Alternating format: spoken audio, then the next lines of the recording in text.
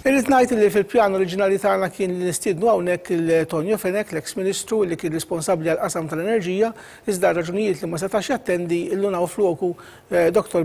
Fenech Adami. Kien b'dan il-mod li l-preżentatur tal-Istazzjon Nazzjonali ħabbar li Tonio Fenech mhux ser ikun wieħed mill-mistednin tal-programm tiegħu.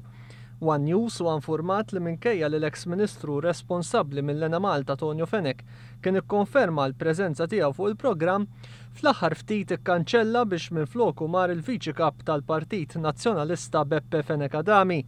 Dan minkejja li l-programm kien jittratta t-tbagħbis tal-ismart meters li sarraf f'serq tal-elettriku li sewa l-poplu Malti il-miljuni.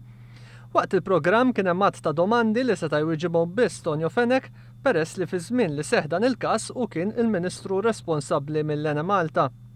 Dan jiġdu wkoll rapport tal-Awditur Ġenerali li tpoġġa fuq il-mejda tal-Parlament f'Awwissu tal-2012 li ma' rapport juri ċar daqs il-kristall li l-problema ta' tbagħbis fl-smart meters tad-dawl ġrat meta dawn kienu jaqgħu taħt ir-responsabbiltà ta' Tonio Fenech.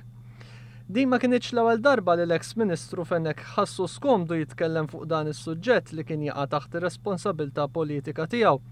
Hekk kif konferenza tal-aħbarijiet biex tipprova tiddefendi dan is-serq li sar fi żmien amministrazzjoni nazzjonalista għal darb'oħra għal xi raġuni, Tonio Fenech kien assenti u minfloku indirizzaw din il-konferenza tal-aħbarijiet il-kelliem għall-intern Jason Azzopardi u l-Viċi Kap tal-Partit Nazzjonalista Fenech Adami. Tonio Fenech mhux jagħta hawnhekk għax mhux il-kellim fuq il-materja.